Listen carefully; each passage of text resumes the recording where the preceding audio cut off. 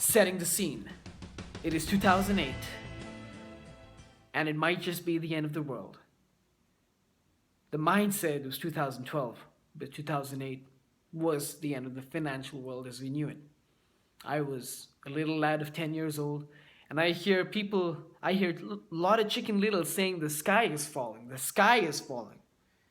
Except it's not Chicken Little, it's a bunch of grown men and women saying the financial sky is falling. The Great Recession of 2008. Now, when you think the Lehman Brothers, you think something along the lines of the Great Recession because these two things, Lehman Brothers recession, go hand in hand. Um, what's interesting about the Lehman Brothers is they were a very old, well-established financial company that started in the late 1800s. And it was completely surprising when we found out that this company had failed. Let's go back a little bit. So in the early 2000s, housing prices were on the uprise, like they were rising like nobody's business. These house prices had not seen a fall in the past 50 or so years. In short, many years. They had not seen a fall in many years. And it seemed like the housing market would never fall. And banks started encouraging giving out mortgages because mortgages kind of made sense as a bank. Because think about it, even if I did give you a loan and you were unable to pay back on that loan, I would still have the house and the house value was really just rising. So there was a huge increase in mortgages, and not just mortgages, there was also a specific type of mortgage called a subprime mortgage loan. Subprime loans, as the name might suggest, were loans that were given to people with subprime status that is not the best status, so we know that they probably won't pay back the loan. With these subprime loans, a bunch of companies made these things called CDOs, which are collateralized debt obligations. Now, collateralized debt obligations are basically a financial security that is bundled up subprime loans, and basically you get the security ensures that you get the money paid back by the borrower.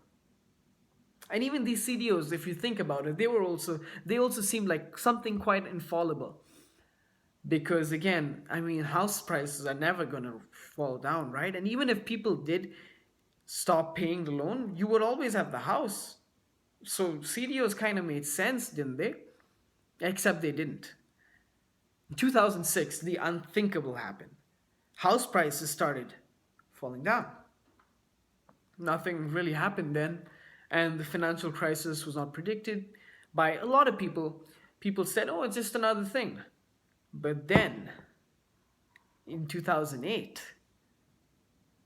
another unthinkable thing happened.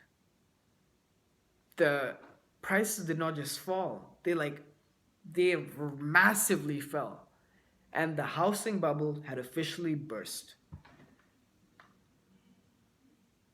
Now think about it. You have these subprime loans that have been bundled into these infallible CDOs, right?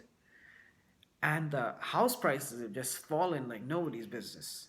Now, if I were Tom or Bob and I had borrowed a bunch of money for my house in the form of a subprime loan, I suddenly find out that if I pay you my loan, I'm actually paying more than my house is worth. So I decide to stop paying the loan entirely. I just decide I don't want to pay any money. I'm just gonna stop paying it because my house is not worth this much money. And what happens then is these CDOs, because a lot of people start defaulting on them or they stop paying back, they lose their value entirely. So the Lehman Brothers, returning back to the Lehman Brothers had invested a lot into these CDOs. And then it was found that the CDOs had lost the value. What happened in result was a huge chunk of the Lehman Brothers was not valuable anymore. And they ended up filing bankruptcy, which was pretty sad because this is a company that is over 100 years old. And Hence began the Great Recession.